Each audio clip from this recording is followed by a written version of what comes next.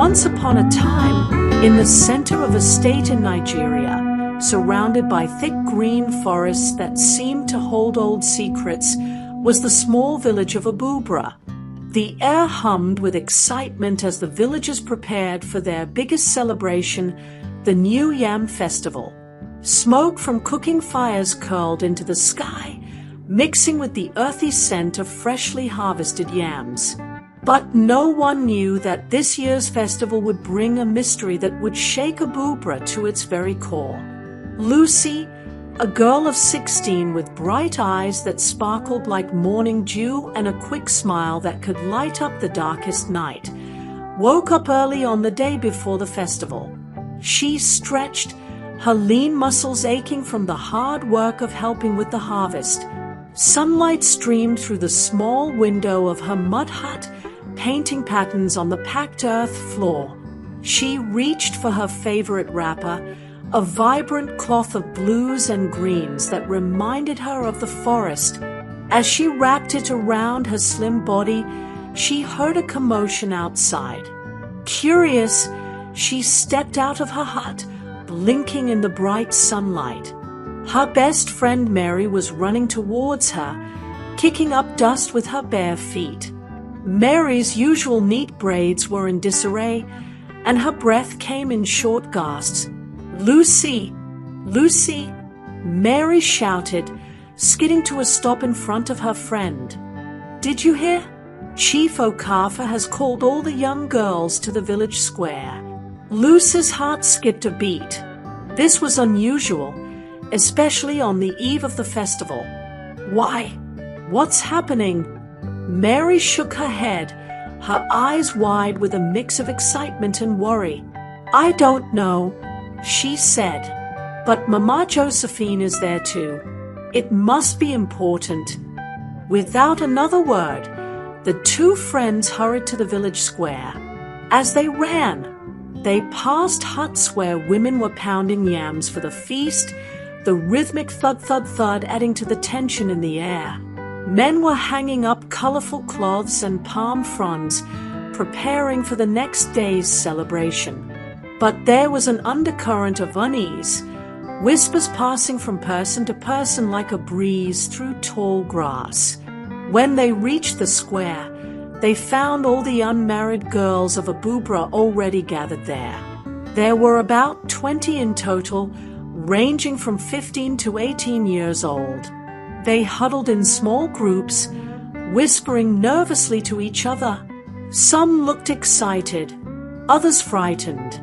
In the center of the square stood Chief Okafor, a big man with a round belly and arms as thick as tree trunks. His booming voice could shake the leaves off trees. But today he was uncharacteristically quiet, his brow furrowed in thought. Next to him was Mama Josephine, the oldest woman in the village. Her face was a map of wrinkles, each line telling a story of wisdom and hardship, but her eyes were sharp as ever, missing nothing. As Lucy and Mary joined the group, Chief Okafor raised his hands for silence. The whispers died away, leaving only the distant sound of birds calling in the forest. "Listen well, young ones," he said, his voice deep and serious. "Tomorrow is our New Yam Festival, a time of joy and celebration. But this year, things will be different." A murmur went through the crowd. Different? How? The New Yam Festival had been the same for as long as anyone could remember. Chief Okafor continued, his words slow and measured. "Our harvest this year has been troubling. The yams are smaller than usual, and some have rotted in the ground." He paused, letting his words sink in. "The elders have consulted, and we believe we must do more to honor the gods of our land." The girls looked at each other, confusion and fear in their eyes. Lucy felt a chill run down her spine despite the warm day. She reached for Mary's hand, squeezing it tight. "Tonight," Chief Okafor said, his voice growing stronger, "all of you will go to the Obubra River. You will drink from its sacred waters. This will bless our harvest and bring good fortune to our village." Gasps and excited whispers filled the air. The Obubra River was forbidden to young girls. It was said to be home to powerful water spirits, beings of great power and unpredictable moods. Children were told stories of unwary travelers who ventured too close to the river at night, never to be seen again. Mama Josephine stepped forward, leaning heavily on her wooden stick. The crowd fell silent again, waiting for her words. When she spoke, her voice was creaky but strong, carrying easily across the square.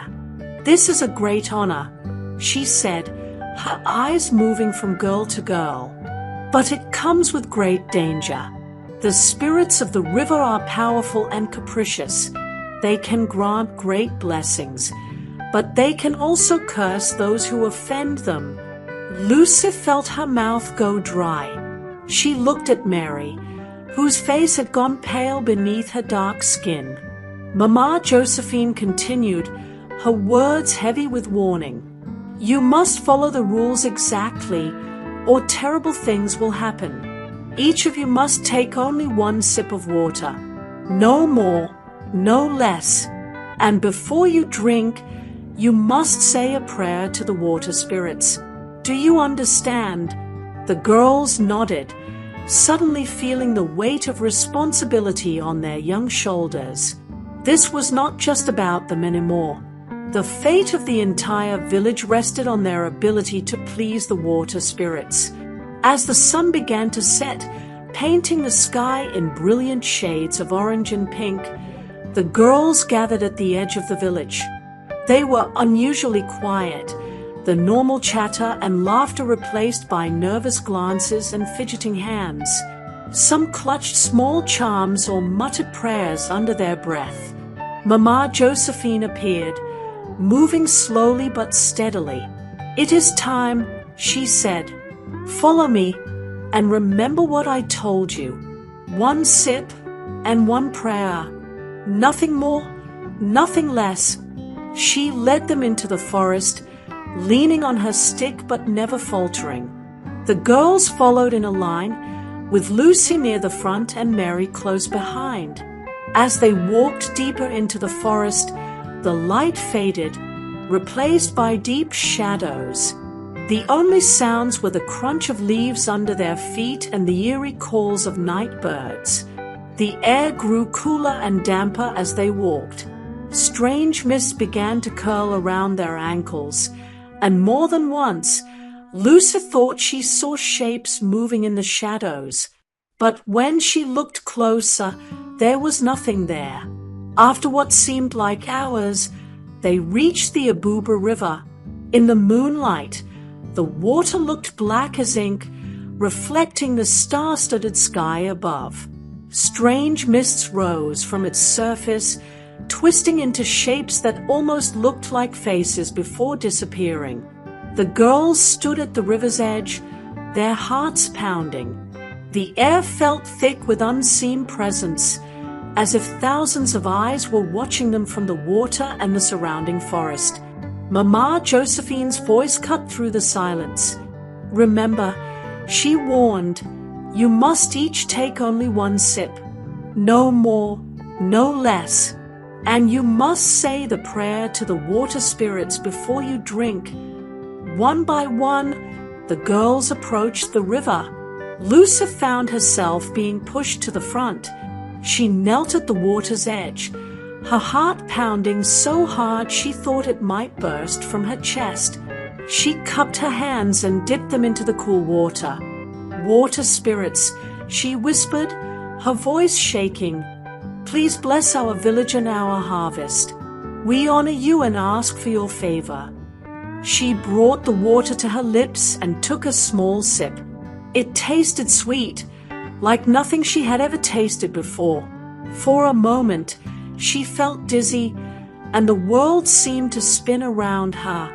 Colors swirled in her vision, and she thought she heard whispers, too faint to make out words. But then it passed, and she stood up, rejoining the group. Each girl took her turn. Some looked scared, others excited, but they all did as they were told, kneeling, praying, and sipping the water. As the last girl finished, a strange wind whipped through the trees, making the leaves rustle in a way that sounded almost like laughter. Mama Josephine looked around sharply, her old eyes narrowed. "It is done," she said. "We must return to the village now." Quickly, as they walked back through the dark forest, Lucy felt strange. Her skin tingled, and her stomach felt like it was full of butterflies. She wondered if the others felt the same, but everyone was too nervous to talk. By the time they reached the village, the moon was high in the sky. Parents rushed out to greet their daughters, hugging them tightly and peppering them with questions. But the girls, exhausted and overwhelmed, had few answers to give. Otter stumbled to her hut, her head spinning with the events of the night. As she lay down on her sleeping mat, she thought she heard a faint whisper, like a voice carried on the wind. But when she sat up to listen, there was only silence. The next morning, the village erupted in celebration. The New Yam Festival had begun. People poured into the village square, dressed in their best clothes. The air was filled with the rhythm of drums and the smell of roasting yams. Chief Okafor stood in the center, holding up a large yam. "Let the feast begin," he shouted, and the crowd cheered. But as the day went on, people began to notice something odd. The girls who had drunk from the river were acting strangely. They weren't dancing or laughing like usual. Instead, they sat quietly, looking confused and a little scared. Lucy felt worse than she had the night before. Her whole body ached, and she felt sick to her stomach. When she looked at Mary, she saw her friend was pale and sweating. As the sun began to set, Mama Josephine went from girl to girl, looking closely at their faces and feeling their bellies. Her expression grew more worried with each girl she examined.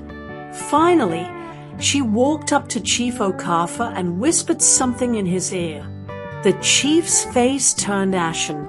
He dropped the yam he was holding, and it hit the ground with a dull thud. "Silence!" he shouted. The music stopped. Everyone turned to look at him. "Something has happened," Chief Okafor said, his voice shaking. "Something impossible." A hush fell over the crowd. In the silence, they could hear a strange sound coming from the direction of the Obubra River. It sounded almost like laughter. What had the water spirits done? And what would happen to the girls of Obubra? As night fell, no one in Obubra slept. The girls tossed and turned in their beds, plagued by strange dreams of swirling water and whispered promises. The adults argued late into the night, trying to figure out what to do. And somewhere in the darkness, near the Obubra River, something moved in the shadows. Something that knew exactly what had happened to the girls of Obubra, and why. The village held its breath, waiting for the dawn and whatever it might bring. But one thing was certain, nothing in Obubra would ever be the same again. The laughter from the river grew louder, echoing through the village of Obubra like a haunting melody. It seemed to come from everywhere and nowhere at once, filling the air with an otherworldly presence. The villagers stood frozen in the fading light of the festival fires, their eyes fixed on Chief Okafor, waiting with bated breath for him to explain the impossible thing that had happened. Lucy felt her legs shake beneath her, the ground suddenly unstable. She reached out and grabbed Mary's hand, squeezing it so tight that her knuckles turned white. "What's going on?" she whispered, her voice trembling. But Mary just shook her head, her eyes wide with fear, unable to form words. The silence stretched on, broken only by the eerie laughter and the distant sound of the Obubra River rushing over rocks. Then, Chief Okafa's voice boomed across the silent crowd, shattering the moment like a stone through glass. "The girls who drank from the Obubra River," he began, his usually confident voice now uncertain. He paused, as if struggling to find the right words. "Something has changed in them, something that should not be possible." Mama Josephine stepped forward, her old face creased with worry, her eyes holding a wisdom born from years of village life.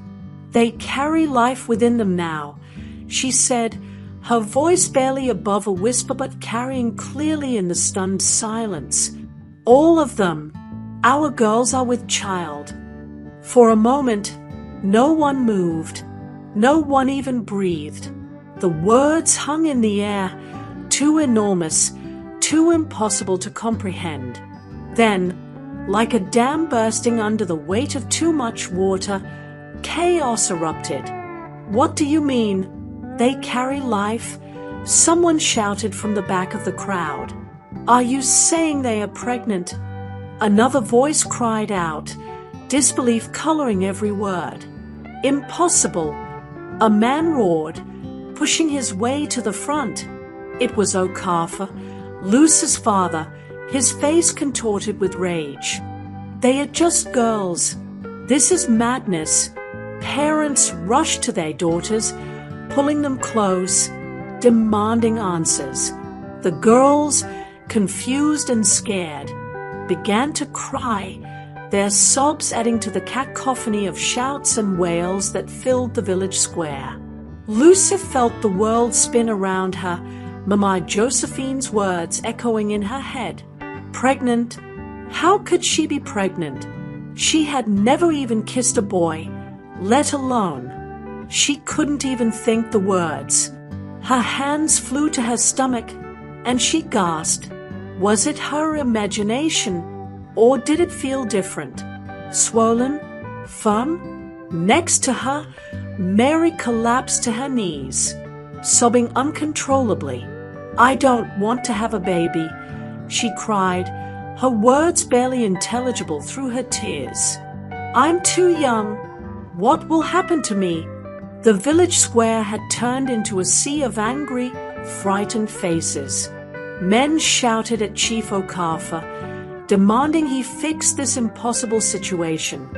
Women wailed, holding their daughters protectively. Some of the elders had fallen to their knees, praying loudly to gods who seemed to have abandoned them. The air crackled with fear and rage, thick enough to choke on. Suddenly, a deep, booming voice cut through the noise like a knife. "Silence!" The effect was immediate. Every head turned to see Ercom, the village medicine man, standing at the edge of the square. He was old, even older than Mama Josephine, with skin like wrinkled leather and eyes that seemed to glow with an inner fire in the fading light. He leaned heavily on a staff adorned with feathers and small bones, and around his neck hung a necklace of strange, misshapen beads. "This is the work of the water spirits," Ercom said, his voice grave and filled with a power that made even the angriest villagers listen. "We have angered them, and now they punish us." Chief Okafa stepped forward, his usual confidence gone, replaced by a desperation that was painful to see. "But how? Ercom, how have we angered them? We have always honored the spirits, made the proper sacrifices. Why would they do this to our daughters?" Ercom shook his head slowly, his eyes distant as if seeing something no one else could. "The ways of the spirits are not for us to understand. They are ancient and powerful, their motives often hidden from mortal eyes." He paused, looking around at the frightened faces surrounding him. "But I fear this is only the beginning. As if to confirm his ominous words, a strong wind suddenly whipped through the village. It came from nowhere, swirling around them with unnatural strength. The flames of the cooking fires danced wildly, casting strange, shifting shadows that seemed to take on lives of their own. In the distance, they could hear trees creaking and groaning as if in pain. "We must appease the spirits," Ekon declared, raising his staff high, "or worse will come." But how could they appease spirits powerful enough to make young girls pregnant with a single sip of water? The question hung in the air, unanswered and terrifying. Over the next few days, fear gripped Obubra like a physical thing, seeping into every hut, every conversation. The pregnant girls were kept in their homes, away from judging eyes and wagging tongues. Their parents argued endlessly about what to do, their voices often rising to shouts that could be heard across the village. Some, like Luce's father, wanted to go to war with the water spirits. "We'll dam up their river," he shouted during one particularly heated meeting of the village elders. "We'll show them they can't toy with our daughters. They are not gods. They are demons, and we'll drive them out." Others, like Mary's mother, wanted to leave Obubra forever. "This place is cursed," she wailed, her voice hoarse from days of crying. "We must go before the spirits take our sons too. There's nothing left for us here but pain and sorrow." Chief Okafa tried to keep peace, to find a middle ground, but he was out of his depth. He had led the village through droughts and floods, through seasons of plenty and times of want, but he had never faced a problem like this before. The weight of responsibility bent his broad shoulders, and new lines appeared on his face with each passing day. Meanwhile, the girls' bodies began to change at an alarming rate. In just a week, their bellies swelled as if they were months pregnant. They were always hungry, eating twice as much as normal, craving strange combinations of foods. And at night, they heard whispers in their dreams, voices that spoke in languages they didn't understand but somehow knew were ancient and powerful. Luce lay in her hut, her hands on her rounded belly, feeling the impossible life growing inside her. She could feel something moving, something that shouldn't be there. Not yet. "What are you?" she whispered to her unborn child, a mix of fear and wonder in her voice. "Are you human, or are you a spirit?" Outside, she could hear the village elders arguing again. They had been meeting every night, trying to decide what to do, but they couldn't agree on anything. Some wanted to seek help from neighboring villages, others insisted they could handle it themselves. Some spoke of ancient rituals to drive out evil spirits, while others scoffed at such old wives' tales. Suddenly, a scream pierced the night, cutting through the endless arguments. Lucy sat up, her heart racing. More screams followed, along with the sound of running feet and panicked shouts. Fighting against her swollen belly, Lucy managed to get to her feet and hurry outside. The sight that greeted her made her blood run cold. People were pointing at the sky, their faces masks of terror. When she looked up, she saw why. The moon, which should have been full and bright, was turning red before their eyes. As they watched, helpless and horrified, it seemed to melt, dripping crimson light onto the village like blood from a wound. "The spirits are angry," someone shouted, voice cracking with fear. "They are going to destroy us all." Panic swept through Obubra like wildfire. People ran in all directions, some grabbing whatever they could carry, others simply fleeing into the night. Children cried out for their parents, dogs barked frantically, and above it all, that terrible red moon loomed, a silent harbinger of doom. In the chaos, Lucy felt a sharp pain in her belly, so intense it drove her to her knees. She doubled over, gasping for breath. Around her, she heard the other pregnant girls crying out too, their voices rising in a chorus of pain and fear. "The babies are coming." Mama Josephine's voice cut through the noise, steady despite the madness surrounding them. All of them, at once, but it was too soon. The girls had only been pregnant for a week. How could the babies be coming now? It was impossible, unnatural. But then, everything about this situation was impossible and unnatural. As the first girl began to give birth, her screams rising above the general chaos, the ground beneath their feet began to shake. It started as a low rumble, barely noticeable amid the panic, but quickly grew in intensity. Cracks appeared in the earth, spreading like spider webs across the village square. And from those cracks, water began to bubble up. Not normal water, but the same dark, mysterious water from the Obubra River. It glowed faintly in the red light of the melting moon, and where it touched, plants withered and died. The water rose quickly, soon reaching their ankles, then their knees.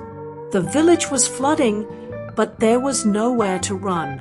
They were surrounded by forest on all sides, and who knew what dangers lurked in the trees on this night of impossible things? In the middle of it all, the pregnant girls screamed as their babies came into the world. But were they really babies? In the red light of the melting moon, it was hard to tell. Lucy felt something leave her body and slip into the rising water. All around her, the other girls experienced the same thing, their cries a mixture of pain, relief, and dawning horror. Then, in the suddenly still water, they saw movement. Small shapes, neither fully human nor fully fish, swam around their legs. In the eerie light, Lucy caught glimpses of scaled skin, wide, unblinking eyes, and tiny webbed hands reaching out as if in supplication. The water spirits had claimed their children. As the people of Obubra stood in stunned silence, watching these impossible babies swim in the flood waters, they realized their world would never be the same. The old ways, the certainties they had lived by for generations, had been washed away as surely as if by a great flood. Ekong stepped forward, his eyes wide with a mixture of awe and fear. "The spirits have spoken," he said, his voice trembling. "They have given us their children to raise. This is both a blessing and a curse." "A blessing?" Lucy's father roared, his face contorted with rage and grief.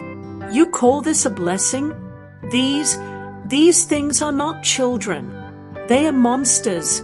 But even as he spoke, one of the strange babies swam to him, looking up with eyes that were somehow familiar.